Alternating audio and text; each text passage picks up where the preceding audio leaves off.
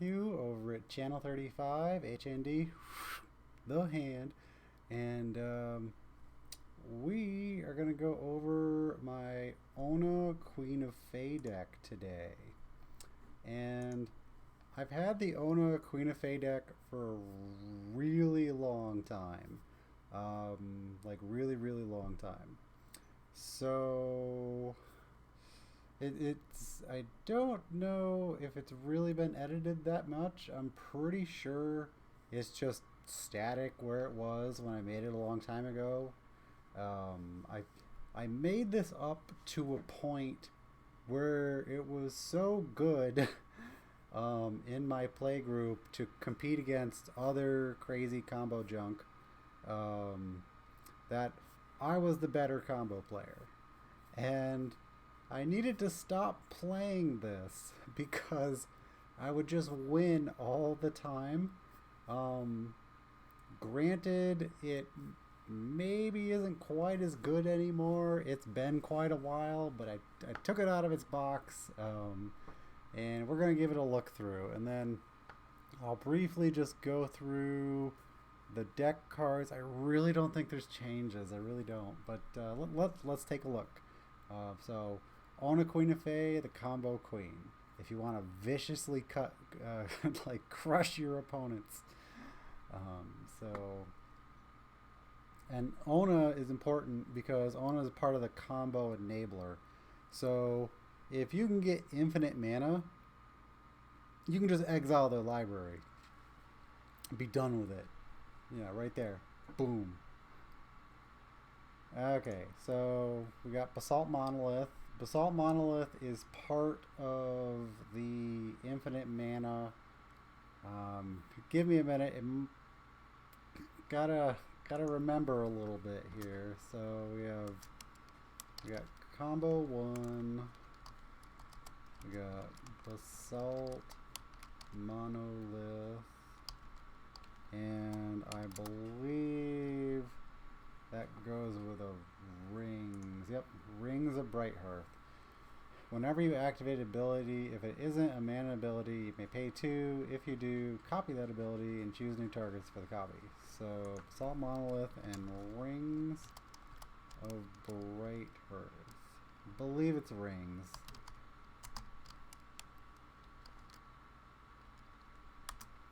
Okay, so the way this works is you tap Basalt Monolith for 3 mana. Okay. Then you have to pay 3 mana, which you have, to untap it. Then you need to have an additional 2 mana for Rings of Brighthearth, alright, to copy the untap ability. And in response, you tap Assault Monolith again, and you net 1 mana every time you repeat this process. So you're constantly untapping Basalt Monolith and using the mana from it, and you just need a total of 5 mana to get the process started. So you need 5 mana to get the process started. Then you have infinite mana. And then if you go back to Oona, so if we go back to Oona, if Oona's in play and you have 1 colored mana available, which is kind of crazy that sometimes you don't, but I'll talk about that in a minute. I did fix that for different scenarios. So you get infinite mana, and then you just exile their library. You exile 1 opponent's library. If it's in a multiplayer game, maybe you can't get everybody. Very often you'll become a target. So now we have Coalition Relic, just some general mana ramp and color fixing. Same idea with Darksteel Ingot, general mana ramp, color fixing, Dimir Signet. And Snarring Bridge was there specifically to hold the game down. Now, back in the day, artifact destruction was not that prevalent, but I'm also playing plenty of counterspells, so even if they give it a try, I usually have a counterspell in hand. Okay, so gemstone array. Gemstone array is crazy important when you're like spitting off your infinite mana to convert that mana into colored mana. All right. It was such a problem for such a long time, like not having colored mana, that I had to add gemstone array into the deck. Like, I just had to. And I mean, once you get infinite mana, the fact that it costs 4 and 2 just doesn't matter. So yeah. Okay, Grim Monolith is part of combo number 2. Combo 2. We got Grim Monolith. Monolith. Can I see this? Okay, and then we have, I think it's Power Artifact. Power Artifact. So pretty easy on like what this does. The activation cost of target artifact is reduced by 2. If this would reduce target artifact activation cost below 1, the artifact's activation cost becomes 1. Power Artifact has no effect on artifacts that have no activation costs. So you do Power Artifact and Grim Monolith. I believe this also works with Basalt Monolith. Well, I'll have to check in a minute, but Power Artifact. Okay. So Grim Monolith. So Grim Monolith untaps for 4, and you can do that whenever.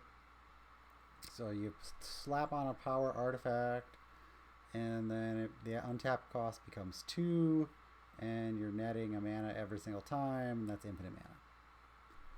Let me just check Basalt Monolith.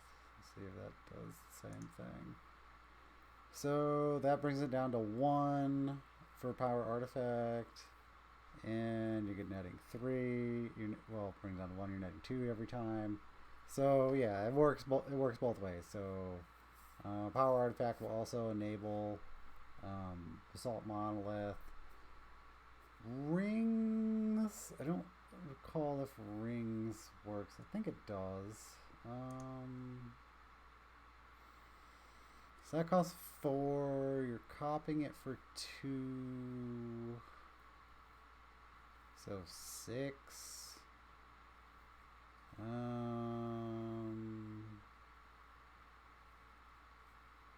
feel like rings doesn't work. So I tap this for 3. So I got 3. Rings copies it. So I pay the 4. So that's 7 mana. Well, 3 plus 1. So I have to have 4 mana available. Alright. And then, okay, so lands. Let's just count lands. Okay, so Grim Monolith. With rings. So tap it, you get 3, do another mana.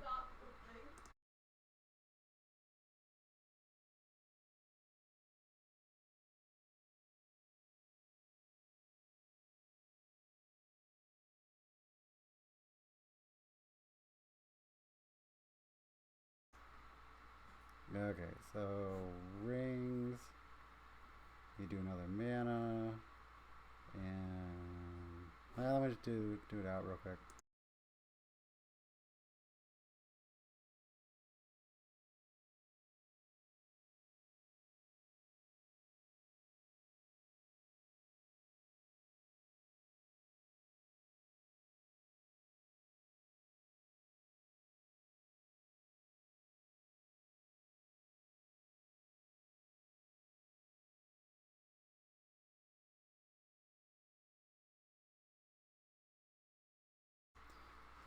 Okay, so I tap rings.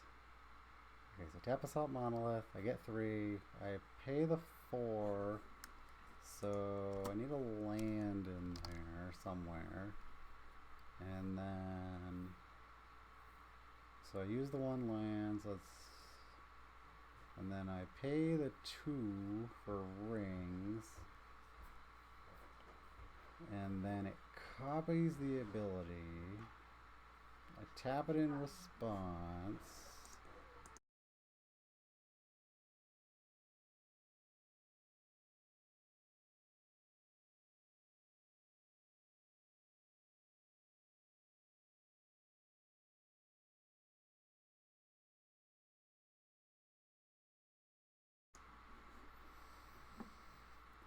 Okay, so tap Basalt Monolith, untap it, I've used 1 land, and then I have to pay 2, so that's 3 lands to untap it. Then it untaps. So I've used the 3 mana from it already. So I tap it again in response. And I get 3 more colorless mana. And then that's from the copy though. So I've already used the mana to untap it. The copy adds 3. Which I don't have. Yeah, it doesn't work. It doesn't work. So, okay. So it just costs too much. It costs 1 too many, essentially.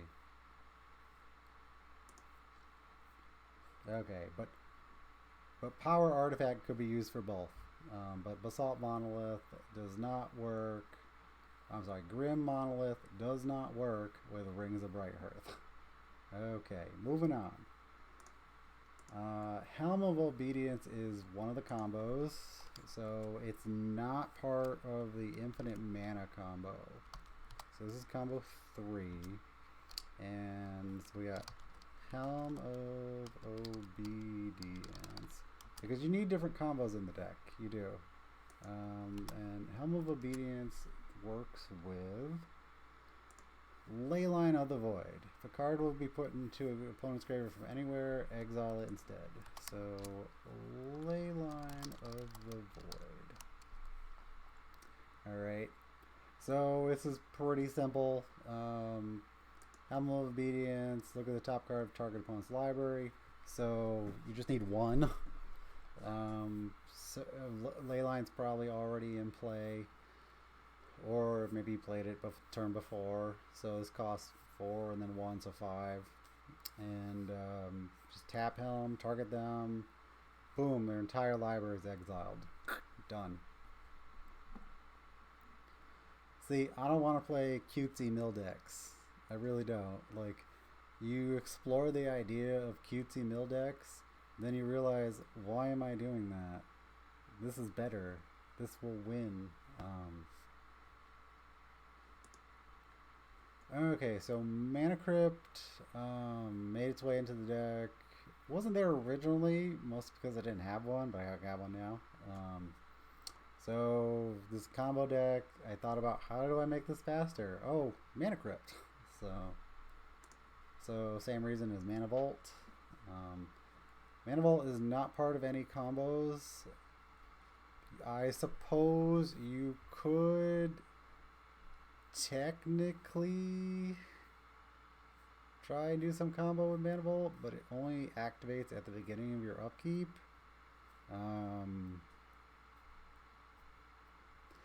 I've never wanted to try and put Power Artifact on this. That seems like a bad time. Like, I feel like this triggers at the beginning of your upkeep, and you could do this during the beginning of your upkeep, but why would you? Like, do you have instant speed, infinite mana? Not in this deck. Not in this deck. O-Stone for basic removal kit. You need it. Relic for graveyard removal. Rings we already explored. Sensei's Divining Top. Just for like top of the library filtering. This could just be Scroll Rack. I suppose if I were to change this out, this would probably just turn into Scroll Rack. I'll just leave a note for myself for changes. So we got top, First scroll rack. So Soul Ring, just general Manic Cell. Temple Bell. Temple Bell's fun. Temple Bell is combo 4. So it's not really intuitive that Temple Bell is a combo piece. It's not like on anybody's like range per se of what would be a combo. So let me show you the combo. So we are at Temple Bell, and then we have, where is it? It's enchantment. Mind over matter. So choose and discard a card, tap or untap target artifact, creature, or land. So you have Temple Bell and Mind over matter in play. So Temple Bell and Mind over matter. This lets you draw infinite cards, and your opponent draws out their library and they lose. Because the rule, I'll have to like recheck this, but I'm pretty sure the rules of the game are if you can't draw a card from your library, you just lose. Straight up, right then. And this takes advantage of that. So, and you're asking yourself, oh, won't this kill me? No, it will not. No, it will not. Because there is a third combo piece in here. And that third combo piece is a big bad creature known as Ulamog the Infinite Grai. Whenever you cast a spell, destroy target permanent. And then Indestructible Annihilator 4. When Ulamog the Infinite Grai is put into a graveyard from anywhere, its owner shuffles their graveyard into your library. So Ulamog prevents you from losing the game.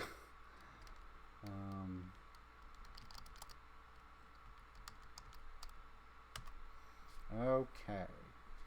And I think I'll just look that up quick. So let me bring this over here. Magic of the Gathering. Can't draw a card. Lose the game. Okay, a player who attempts to draw a card from the library with no cards in it loses the game the next time they would receive priority. So there you go. Quick and easy. You lose the game. Ba-boom. Okay.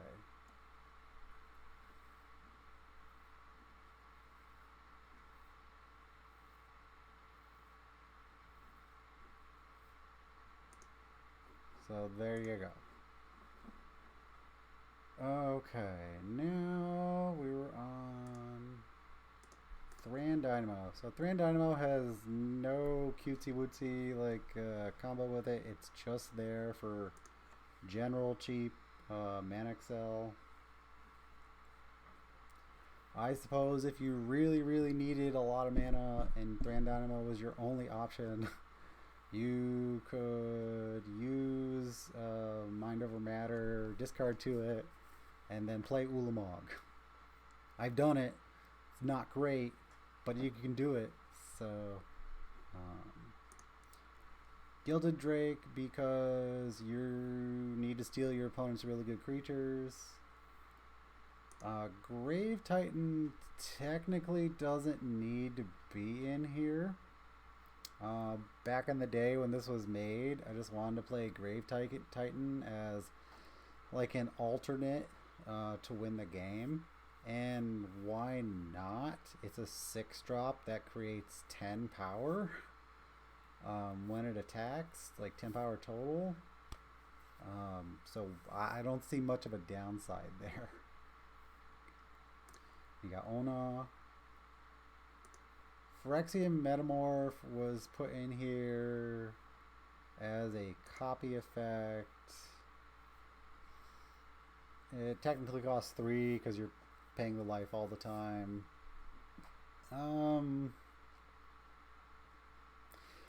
I don't know if I really need a copy effect anymore, but I'm not removing it. It's sometimes relevant on my end. Sometimes I need a copy, like a Thran Dynamo, to get more mana to try and like get up there and win. Runescar Demon has been in the deck for a really long time because sometimes I have infinite mana and I only have black. Sometimes. Yeah, a little weird, but it happens. Got Ulamog.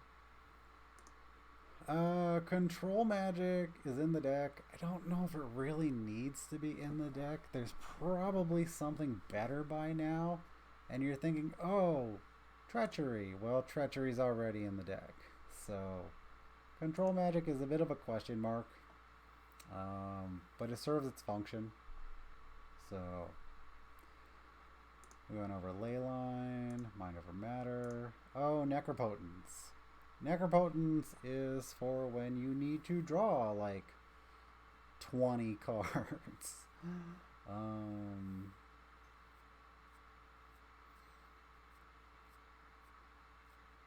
Yeah. So, Phyrexian Arena, Power Artifact, Rhystic Study. Rhystic Study is always good. It's a tax on your opponent. It really screws up their turn. And if they don't pay the tax, you get to draw a card, which is crushing at 3 mana. Treachery. Capsize. Capsize is amazing all the time. Counterspell because I needed mostly 2 mana or less counterspells. Alright? Mostly. Counterspell fit the bill. If I had to pay 3 mana or more for a counterspell in this deck, it better be really good. Sorry. Really good. So that's why you play Cryptic Command. 4 mana, really good counterspell. Dispel, because I absolutely need as cheap as possible counters. You could argue this could be something different. It could be. Evacuation. You needed instant speed removal for all their stuff because games get crazy and you need to back to your hand, buddy. Back to your hand, buddy. So foil is in here specifically because this is a combo deck. You may discard an island card and another card rather than paying this spell's mana cost. Sometimes that's difficult, but you really need it. Like, if you get a foil in your hand and you're going to combo soon, keep that island around. Force of Will for the same reason. Combo, you need to stop their stuff. Let's say, go for the Throat, just for some creature removal. Seems a little creature removal light now that I'm looking at this. It's been quite a while. So I gotta go for the Throat. Capsize to bounce. Evacuation to bounce. I'm pretty sure I was really full in on combos. So we got Limdell's Vault for heavy library search. Mana Drain for a counter. Negate for a counter. Fact Negation for a counter. Perplex is not used as a counter. If you're using it as a counter, they better have no cards in hand. You're tutoring for 3 for one of your 3 cost artifacts and or spells. So what is that? That's Temple Bell. That is Basalt Monolith. I think rings cost 3. Let me check. So rings cost 3. Yep.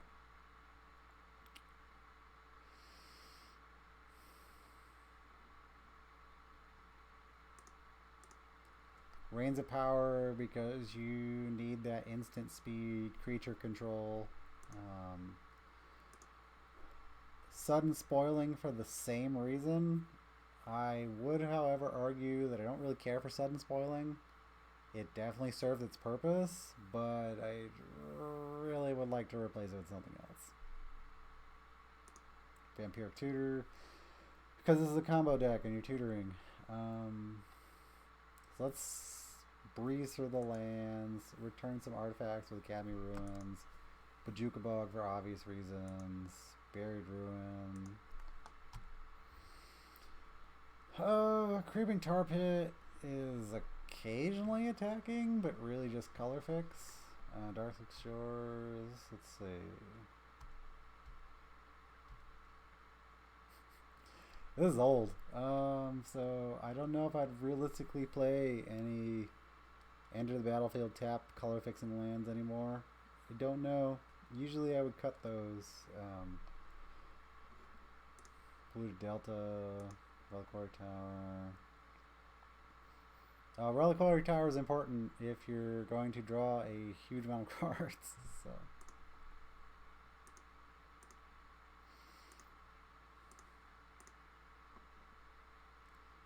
Did I play Tectonic Edge? Oh boy.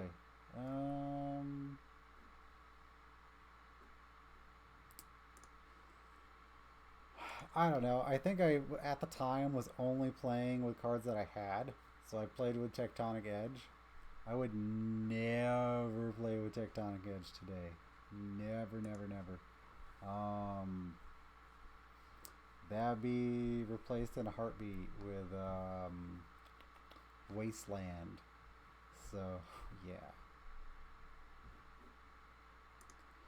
Temple of False God, Underground River, Underground Sea, Watery Grave.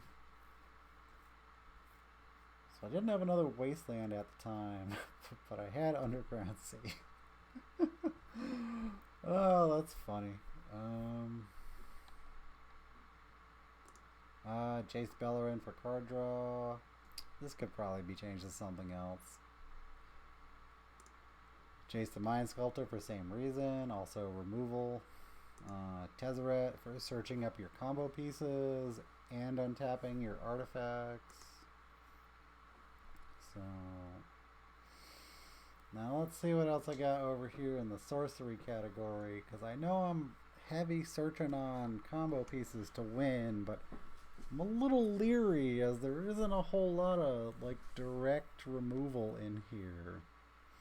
I'm playing bombs like all is dust, alright, for direct removal, because I have artifacts in play mostly, and that's not killing my artifacts. So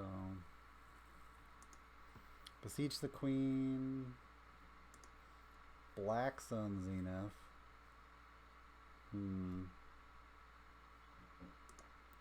Damnation, Demonic Tutor. I was playing Diabolic Tutor. That's wild. I don't know if I would do that anymore. I could just play Grim Tutor for 3 and lose 3 life. Oh, Exsanguinate. Exsanguinate is part of the infinite mana combo. So I'll just write this down as combo 5. So combo, I'll just call it combo piece. Combo piece 5.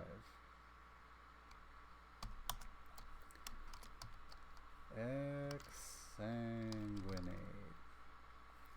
So very, very often I have infinite mana, but I don't necessarily have enough mana for Oona.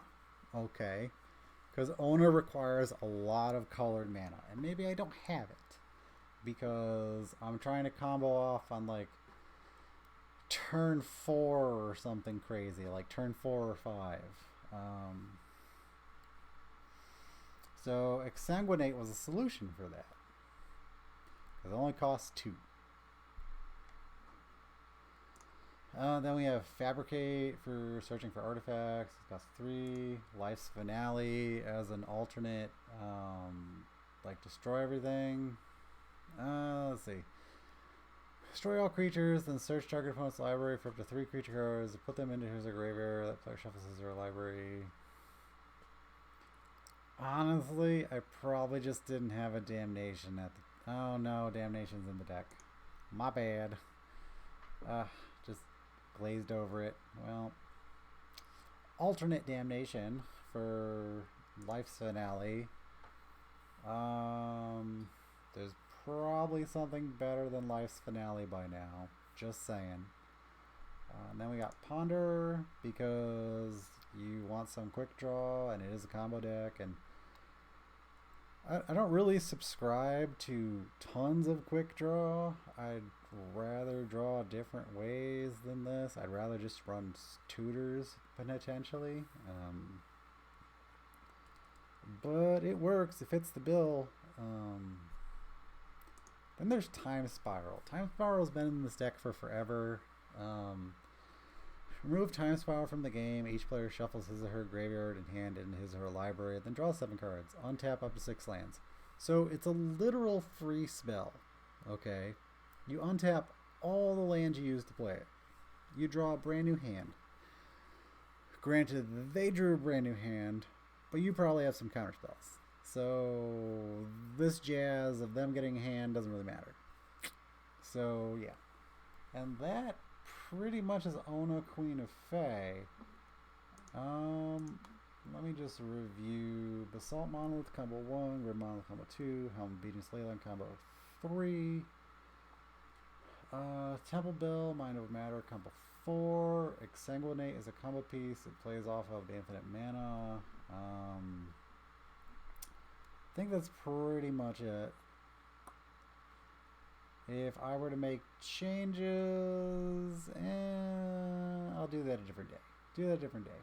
So, this is Oona, Queen of Fae, and it's really, really fun, and it will be posted on Moxfield, and give it a try.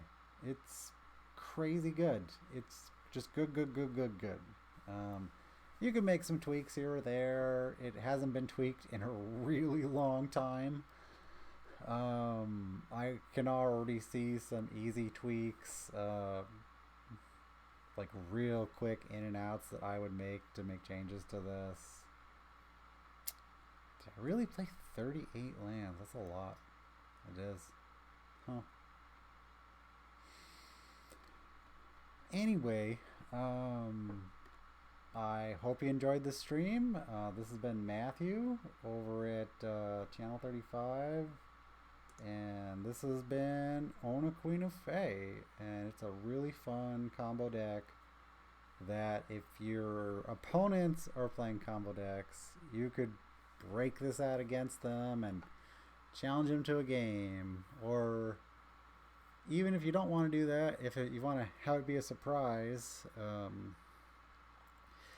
let's say you just want to crush everybody at the table one day, play Oona, Queen of Fae. Anyway, I hope you enjoyed the stream. It's been Matthew of Channel 35. Please like, share, and subscribe, and have a good one all. Bye.